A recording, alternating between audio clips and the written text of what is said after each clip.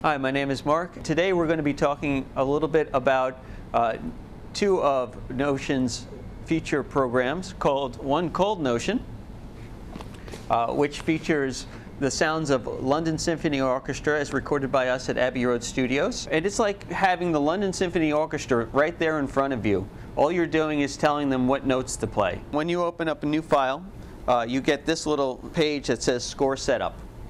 You select what instruments that you would like to have in your score, and that could be anything that comes with the program, but in addition to that, we also have additional bundled sounds that you can get. We're just going to grab a violin section, and we're going to add that to the score.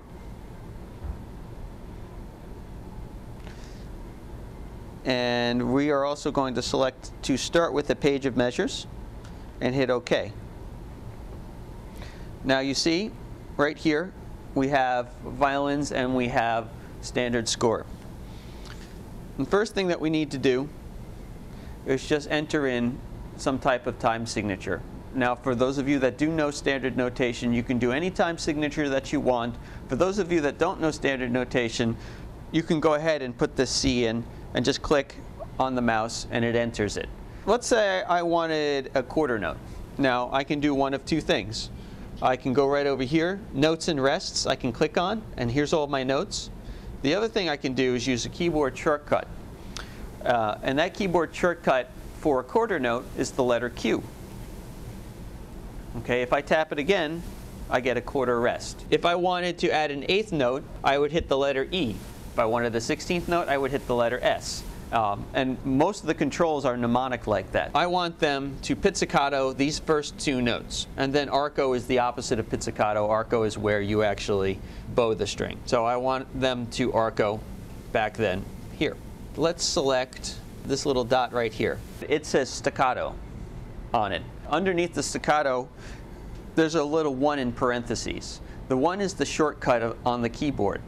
So if I wanted, rather than to click on the toolbar, I could press the number 1 on the keyboard, on the computer keyboard.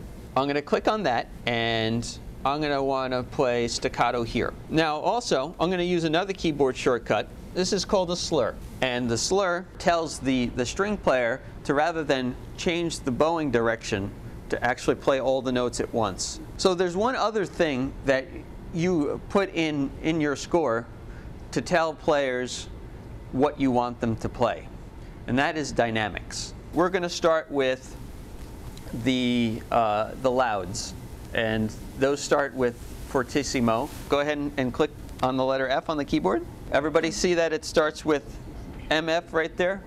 MF stands for mezzo forte, okay, which is middle loud. If you keep tapping the letter F,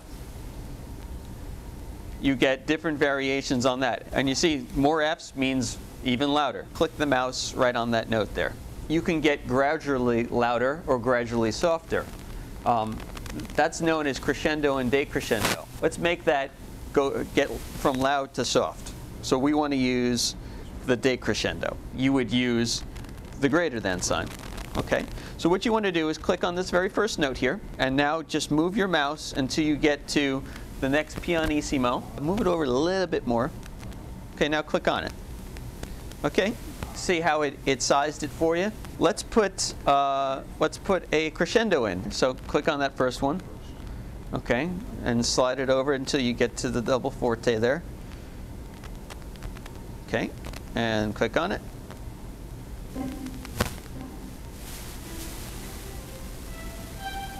The software will allow you to perform any score that you have.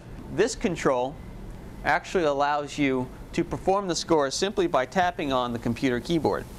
Progression is very similar in functionality to Notion, but it's oriented towards the guitar player. We have a little bit more of a guitar-oriented product.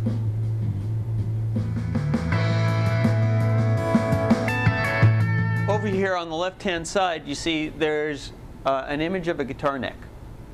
Okay, you can use this to enter notes in. Up there is your standard playback controls. Right over here, again, similar to Notion in that you have your standard notation controls You also have what's called tablature controls, a audio mixer where you have volume and panning, muting and soloing, and then access to different types of amp and speaker simulation and other effects. Right up there also is the master volume, and the same shortcuts exist.